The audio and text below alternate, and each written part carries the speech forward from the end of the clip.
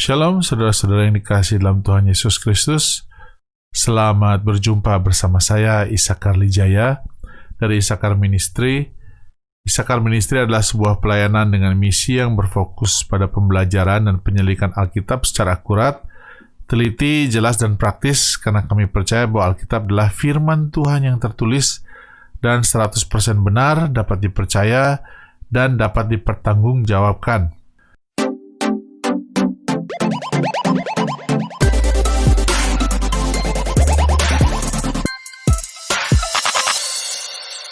Beberapa waktu yang lalu, saya menemukan sebuah video yang dibuat oleh Pendeta Ezra Soru yang berjudul Pendeta Ezra Soru _2 Pak Gilbert Lumoindong, ini sedikit masukan dari saya. Video tersebut dipublish sekitar 4 bulan lalu, yaitu pada bulan Februari, dan sudah ditonton lebih dari 79.000 kali. Jadi ini video yang relatif cukup populer dan banyak ditonton dan disukai di kanal YouTube dari Pak Ezra Soru. Bagi saya video ini juga cukup menarik karena saya melihatnya sebagai sebuah kesempatan untuk pembelajaran, supaya kita bisa belajar mengerti tentang konteks yang benar dalam Alkitab untuk membantu kita memahami firman Tuhan dengan lebih tepat dan akurat. Salah satu pertanyaan yang seringkali saya dengar dari orang-orang yang ingin belajar Alkitab adalah bagaimana caranya kita tahu, bagaimana caranya kita mengerti apa pengertian yang benar dan tepat di dalam firman Tuhan. Nah, untuk menjawab itu tentunya yang paling penting adalah bahwa kita perlu minta bimbingan Roh Kudus, karena Roh Kuduslah yang mengilhami seluruh isi firman Tuhan. Tapi dari segi praktis, salah satu hal yang sangat penting yang dapat membantu kita mengerti kebenaran firman Tuhan secara akurat adalah dengan mengerti konteks yang benar dari ayat-ayat yang kita baca.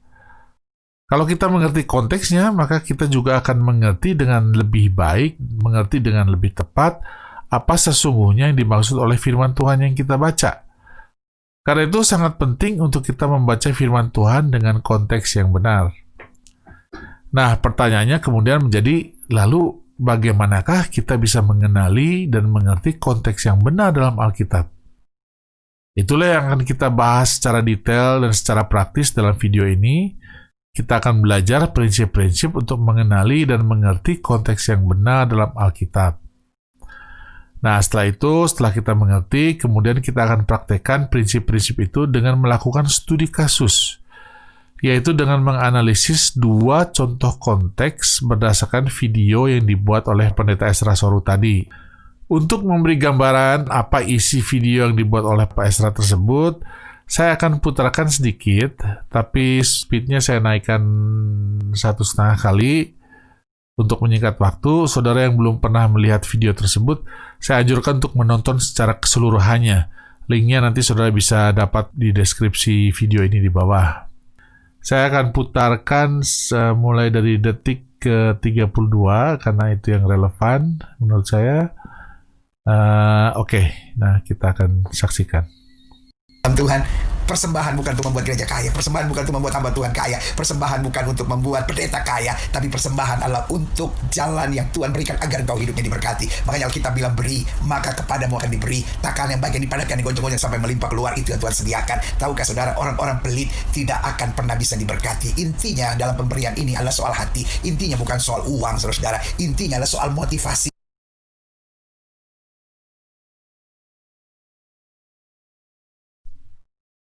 Jangan menafsirkan satu ayat terlepas dari konteks.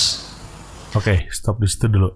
Seperti saudara lihat, dalam video itu kita saksikan Pendeta Gilbert Lumoindong sedang bicara tentang persembahan dan hal-hal mengenai keuangan.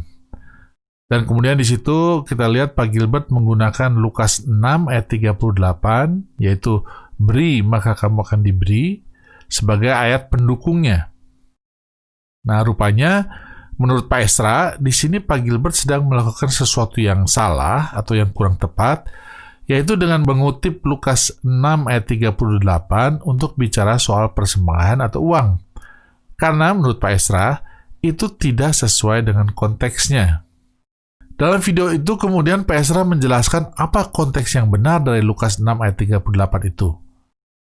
Menurutnya Lukas 6 ayat 38, yaitu beri maka kamu akan diberi, sama sekali tidak ada hubungan dengan persembahan dan urusan uang, melainkan hanyalah soal maaf-memaafkan seperti yang tertulis di ayat sebelumnya, yaitu ayat 37. Dengan kata lain, menurut Pak Ezra, orang-orang yang menggunakan Lukas 6 ayat 38 untuk bicara soal uang atau persembahan, itu berarti sedang menyalahgunakan ayat tersebut karena menggunakannya di luar konteksnya atau tidak sesuai dengan konteks yang benar. Tapi, apakah memang demikian? Yaitu bahwa konteks yang benar dari Lukas 6 ayat 38 itu adalah seperti yang Pak Ezra jelaskan, yaitu hanya soal maaf-memaafkan dan sama sekali tidak ada hubungannya dengan soal persembahan atau uang seperti yang Pak Gilbert gunakan. Dengan kata lain, pertanyaannya adalah, apakah konteks yang Pak Ezra pakai adalah konteks yang lebih valid, lebih lengkap, dan lebih konsisten dilihat dari sudut pandang Alkitab secara keseluruhan dibandingkan dengan konteks yang digunakan oleh Pak Gilbert? Ini adalah pertanyaan yang sangat penting kalau kita ingin mengerti firman Tuhan secara akurat. Sebab mengerti konteks yang benar adalah bagian yang sangat penting dari mempelajari dan menyelidiki kebenaran firman Tuhan dengan benar. Orang yang belajar Alkitab tanpa mengerti konteksnya sama saja dengan orang yang belajar Alkitab dengan konteks yang salah, karena kedua-duanya bisa membawa kita menyimpang dari kebenaran. Nah, karena itu saya mengajak kita bersama belajar bagaimana untuk mengerti konteks yang benar dalam Alkitab, supaya kemudian kita bisa mengerti dengan tepat apa yang dimaksud firman Tuhan yang kita baca. Sebelum kita masuk lebih detail, saya hanya ingin menekankan bahwa ini bukanlah untuk menilai, membela, atau mengkritik pribadi baik Pendeta Gilbert maupun Pendeta Ezra, melainkan kita hanya ingin membedah isi dari argumen-argumen dan pendapat-pendapat tentang konteks dalam Alkitab.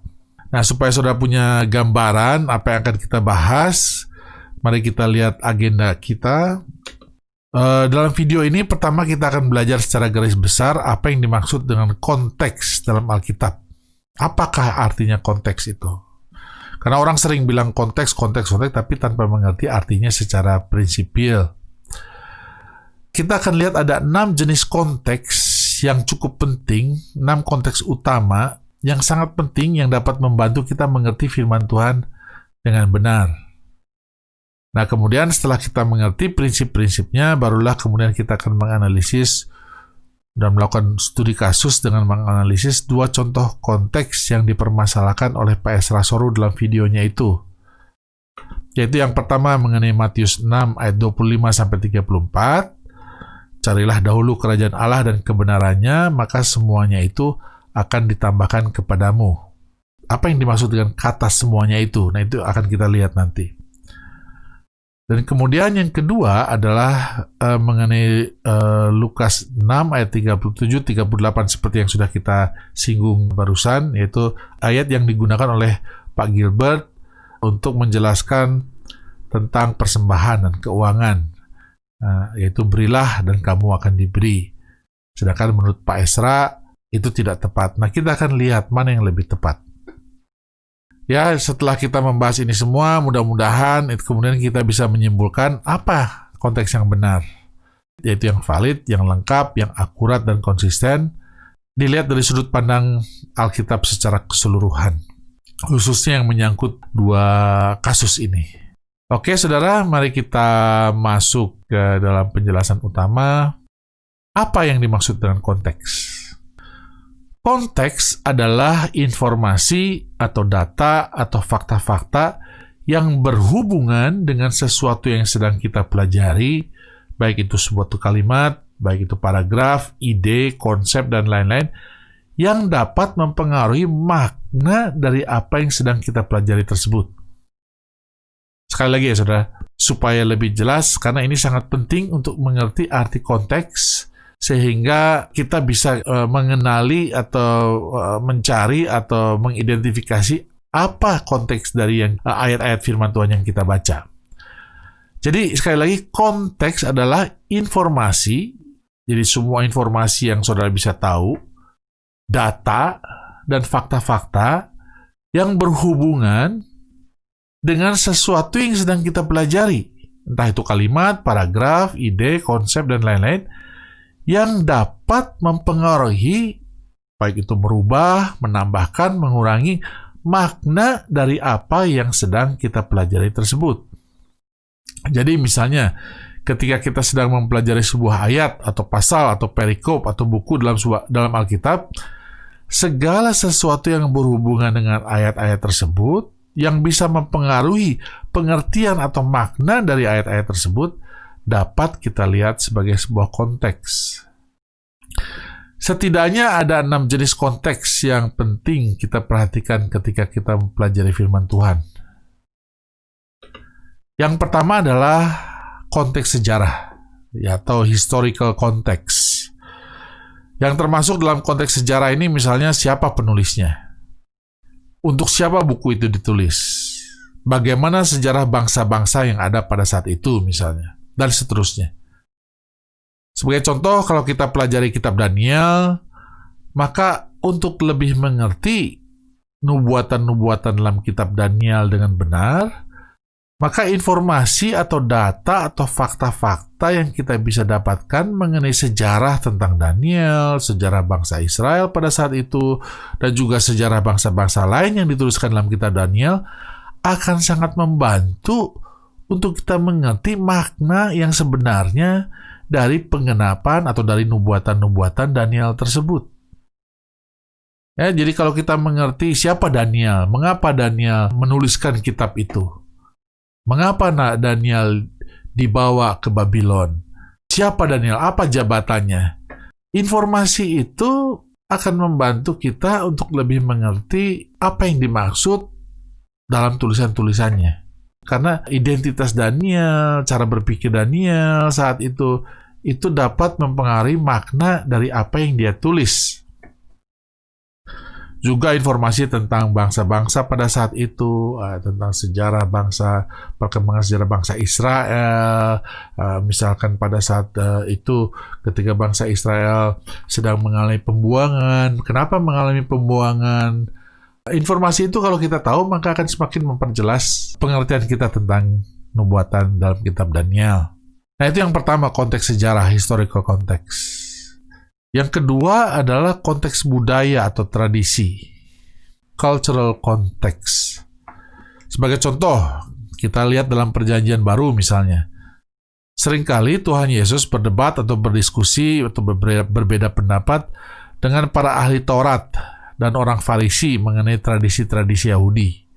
Nah, kalau kita ingin mengerti mengapa terjadi perbedaan pendapat, mengapa Tuhan Yesus mengatakan apa yang dia katakan, kalau kita mengerti budaya atau tradisi orang Yahudi, maka kita akan bisa lebih mengerti makna dari perkataan Tuhan Yesus, dari teguran Tuhan Yesus, dari perumpamaan-perumpamaan Tuhan Yesus ketika dia berdiskusi dengan orang-orang Yahudi. Nah, dengan mengerti konteks budaya orang Yahudi, kita bisa mengerti secara lebih akurat dan menimba lebih banyak kebenaran dalam setiap interaksi Tuhan Yesus dengan orang-orang Farisi tersebut misalnya. Jadi, konteks budaya, walaupun itu tidak ditulis dalam Alkitab, tapi kalau informasi itu kita bisa ketahui, maka itu ada kemungkinan membuat kita lebih mengerti apa yang dimaksud dalam ayat-ayat yang kita baca. Karena itu, informasi itu bisa membentuk sebuah konteks. Tidak semua informasi bisa menjadi konteks, tapi hanya informasi-informasi yang berhubungan dengan apa yang kita baca. Nah, mungkin itu bisa mempengaruhi pengertian kita. Nah, yang ketiga adalah konteks bahasa atau literary context. Nah, ini termasuk tata bahasanya, tentang kesusastraannya, tentang semantik atau makna kata yang digunakan. Seperti kita ketahui, kitab Perjanjian Lama aslinya ditulis dalam bahasa Ibrani dan sebagian dalam bahasa Aramaik, misalnya dalam kitab Daniel dan Esra. Sedangkan kitab Perjanjian Baru ditulis dalam bahasa Yunani. Semakin kita mengerti bahasa asli Alkitab, semakin banyak yang bisa kita pelajari dengan lebih akurat. Kita mengerti kata-kata aslinya, sifatnya, strukturnya, semantiknya, gramatikanya, maka itu bisa membantu kita lebih mengerti apa yang dimaksud dari apa yang tertulis dalam firman Tuhan. Selain itu juga Alkitab ditulis dengan berbagai macam gaya bahasa. Ada yang ditulis secara naratif, Ada yang puitis, ada yang sebagai doa, ada perumpamaan, ada penggunaan ungkapan, dan lain-lain. Nah, semakin kita mengerti konteks bahasanya, maka pengertian kita tentang firman Tuhan yang kita baca akan semakin tepat. Karena gaya bahasa juga bisa mempengaruhi pengertian. Misalnya kalau kita baca novel tentang perang kemerdekaan, kita baca novel tentang itu, tentu akan lain kalau kita baca buku sejarah. Cara penulisannya lain, maksud penulisnya lain. Semua informasi itu kemudian bisa membuat kita menemukan pengertian yang lain dari apa yang ditulis. Walaupun mungkin kalimatnya sama, tapi pengertiannya bisa berbeda karena konteksnya itu berbeda. Yang satu misalkan tentang fiksi, yang satu adalah sejarah, histori. Ya, jadi konteks bahasa ini sangat penting, sangat bisa mempengaruhi pengertian dari apa yang kita baca. Nah, ketiga konteks ini bisa kita klasifikasikan sebagai konteks eksternal, karena informasinya bisa berasal dari luar Alkitab. Ya, konteks sejarah ini kita bisa dapatkan mungkin dari buku yang ditulis oleh Josephus misalkan, atau buku-buku lain, buku sejarah yang ditulis oleh Eusebius misalkan. Juga konteks budaya kita bisa dapatkan dari sumber lain. Konteks bahasa kita bisa dapatkan sumber lain yang ditulis di luar Alkitab. Jadi kita bisa anggap itu sebagai konteks yang eksternal. Nah, ketiga konteks yang berikutnya itu adalah konteks internal, konteks yang hanya kita dapatkan dari Alkitab itu sendiri. Yang keempat adalah yang disebut konteks lokal atau konteks yang berdekatan, close atau immediate context. Maksudnya adalah konteks yang dibentuk dari ayat-ayat yang berdekatan dengan ayat yang sedang kita pelajari. Misalnya, kalau kita mempelajari Lukas 6 ayat 38 seperti contoh kita tadi, beri dan kamu akan diberi, maka kita perlu juga perhatikan ayat-ayat sebelumnya, ayat 37, 36, dan seterusnya, dan juga ayat-ayat sesudahnya, ayat 39, 40, dan seterusnya. Untuk melihat kalau ada informasi yang bisa membantu kita lebih mengerti tentang ayat 38 yang sedang kita pelajari. Apa yang dimaksud beri dan kamu akan diberi? Mudah-mudahan ayat 37, 36, atau 39, 40 itu bisa membantu kita mengerti lebih jelas. Nah, tapi di sini penting untuk diingat bahwa belum tentu urutan ayat itu menentukan konteks. Jadi, maksudnya belum tentu ayat 37 menjadi konteks ayat 38. Bisa juga sebaliknya. Mungkin ayat 38 menjadi konteks ayat 37. Karena ayat 38 mungkin memberikan informasi lebih untuk kita membuat kita mengerti ayat 37. Atau sebaliknya. Mungkin ayat 37 itu menjadi memberikan informasi yang bisa membuat kita mengerti ayat 38. Jadi urutan tidak selalu menentukan konteks. Karena ini penting, saudara. Banyak orang berpikir ayat sebelumnya itu pengertian ayat sesudahnya itu selalu ditentukan ayat sebelumnya. Belum tentu. Bisa jadi ayat sebelumnya itu bisa kemudian kita mengerti setelah kita baca ayat berikutnya. Ya, jadi konteks yang keempat adalah konteks lokal atau konteks berdekatan, close atau immediate context. Nah, konteks yang selanjutnya adalah konteks berkesinambungan atau continuing context. Alkitab kita terdiri dari 66 buku. Seringkali ketika Alkitab mengajar suatu prinsip, itu ditulis berulang kali di beberapa bagian yang berbeda di dalam Alkitab. Mungkin penulisnya berbeda, mungkin situasi dan penerapannya berbeda, ditulis dengan sudut pandang yang berbeda, dan mungkin menggunakan kalimat yang berbeda, tapi prinsip yang dibicarakannya sama atau serupa.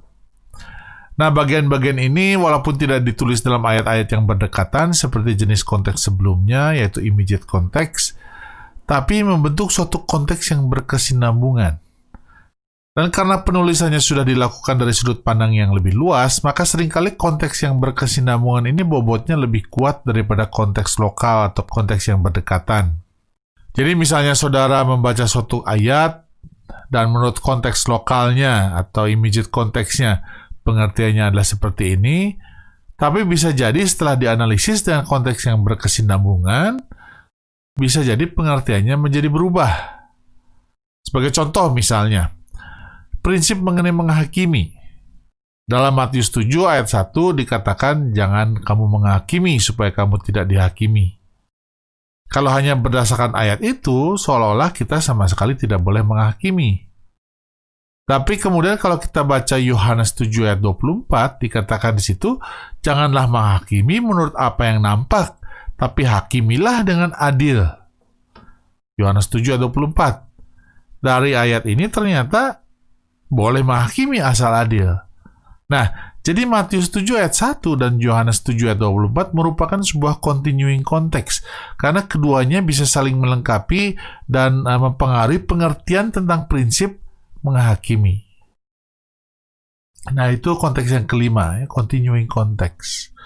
Dan yang keenam atau yang terakhir adalah konteks total atau konteks lengkap atau konteks keseluruhan atau complete konteks.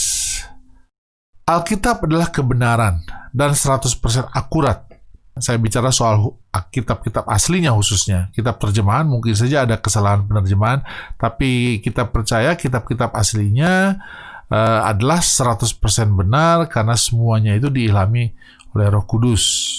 Nah, tentu pembahasan tentang authenticity dan inerrancy, infallibility dari Alkitab itu di luar dari scope dari video ini. Dengan kata lain, kalau Alkitab itu 100% akurat, maka tentu tidak ada bagian-bagiannya yang saling bertentangan. Kalau seolah-olah ada perbedaan dalam Alkitab, maka perbedaan-perbedaan itu harus dilihat atau harus dianggap sebagai complementary, saling menambahkan, saling meneguhkan, bukan saling mengurangi atau saling membatalkan atau saling menyalahkan. Karena itu, dalam mempelajari firman Tuhan, kita perlu juga mempertimbangkan konteks secara keseluruhan ini, yaitu ayat-ayat yang lain mungkin tidak membicarakan hal atau prinsip yang sama, mungkin seolah-olah tidak ada hubungannya, tapi masih relevan dalam menjelaskan pengertian ayat yang sedang kita pelajari. Sehingga tidak ada pengertian yang bertentangan antara ayat yang satu dengan ayat-ayat yang lain. Itu nanti kita akan lihat contohnya ketika kita membahas tentang studi kasus kita. Nanti di situ saudara akan bisa lebih jelas. Nah, saudara-saudara, kalau keenam konteks ini, yaitu historical context, cultural context, literary context, close atau immediate context, continuing context, dan yang keenam complete context. Kalau keenam konteks ini bisa kita mengerti dalam mempelajari satu ayat atau bagian dalam firman Tuhan, maka pengertian kita tentang ayat-ayat tersebut bisa dikatakan solid atau kuat karena konteksnya valid, lengkap, akurat, dan konsisten. Nah, jadi itulah keenam konteks yang sangat penting untuk kita mengerti supaya kita bisa memahami firman Tuhan dengan benar dan akurat. Ketiga konteks pertama, yaitu historical context, cultural context, dan literary context, bisa kita kelompokkan sebagai external context karena sumber informasinya bisa berasal dari luar Alkitab. Dan ketiga konteks terakhir, yaitu close atau immediate context, continuing context, dan complete context, bisa kita kelompokkan sebagai internal context karena sumber informasi, data, dan fakta-faktanya berasal dari Alkitab itu sendiri. Dan karena yang kita tahu pasti 100% benar hanyalah Alkitab, maka bobot atau nilai dari internal konteks itu lebih tinggi daripada external konteks. Jadi misalnya ada informasi dalam Alkitab yang berbeda atau seolah-olah bertentangan dengan informasi dari luar Alkitab. Maka kita lebih percaya kebenaran informasi yang dari Alkitab itu sendiri, karena yang dari Alkitab kita yakin 100% benar. Sedangkan yang dari luar Alkitab bisa saja salah dengan berbagai macam alasan. Nah, saudara-saudara, kalau keenam konteks ini, yaitu sekali lagi, historical context, cultural context, literary context, close atau immediate context, continuing context, dan complete context. Kalau keenam konteks ini bisa kita mengerti dalam mempelajari suatu ayat atau bagian dalam firman Tuhan, maka pengertian kita tentang ayat-ayat tersebut bisa dikatakan solid atau kuat, karena konteksnya valid, lengkap, akurat, dan konsisten dilihat dari sudut pandang keseluruhan Alkitab. Karena itu saya sangat menganjurkan agar saudara-saudara sungguh-sungguh berusaha untuk mengerti tentang keenam konteks ini. Sebab itu akan sangat membantu saudara untuk mengerti kebenaran firman Tuhan. Apalagi dalam subjek-subjek yang cukup sulit dan kontroversial, misalnya seperti subjek tentang ketritunggalan Allah, tentang Roh Kudus dan bahasa roh, tentang mujizat, tentang nubuatan, tentang akhir zaman, dan lain-lain. Semakin tajam kita menggali firman Tuhan, semakin akurat kita menggali firman Tuhan, maka akan semakin jelas perbedaan antara mana yang benar dan mana yang salah. Seperti yang dikatakan dalam Ibrani 4 ayat 12, firman Tuhan itu hidup, kuat, dan lebih tajam dari pedang bermata dua manapun. Nah, tentu tidak semua ayat memiliki keenam konteks ini. Tapi sebanyaknya konteks yang bisa kita mengerti, maka akan semakin memudahkan atau memperkuat pengertian kita tentang bagian firman Tuhan yang sedang kita pelajari. Satu hal yang perlu kita ingat, saudara-saudara, dan ini sangat penting sekali, firman Tuhan itu ditulis untuk kita mengerti, bukan untuk bikin kita bingung. Saudara tidak harus memiliki gelar profesor, doktor, master, MA, MSc, dan segala macam untuk bisa mengerti Alkitab. Apapun latar belakang pendidikan Anda, firman Tuhan ditulis cukup mudah untuk Anda bisa mengerti. Tapi sebaliknya juga, Alkitab itu ditulis sedemikian dalam, sehingga kalau Anda menghabiskan seluruh hidup Anda untuk mempelajari Alkitab, Anda tidak akan pernah selesai untuk mengerti seluruh kebenaran Alkitab. Jadi bagian kita adalah untuk taat dalam hal-hal yang bisa kita mengerti. Hal-hal yang masih menjadi rahasia, itu semua adalah untuk kemuliaan Tuhan. Seperti tertulis dalam Ulangan 29 ayat 29. Nah, saudara-saudara, mudah-mudahan penjelasan singkat tentang apa yang dimaksud konteks dan apa saja konteks-konteks yang penting untuk mengerti firman Tuhan. Mudah-mudahan penjelasan singkat ini bisa memberi sedikit gambaran betapa pentingnya untuk kita mengerti konteks dalam mempelajari firman Tuhan. Sehingga kemudian saudara bisa melihat, ketika saudara nanti membaca firman Tuhan, saudara bisa melihat konteks apa saja yang perlu Anda perhatikan, sehingga pengertian Anda tentang ayat yang Anda baca itu menjadi kuat, karena didasarkan pada konteks yang valid, lengkap, akurat, dan konsisten.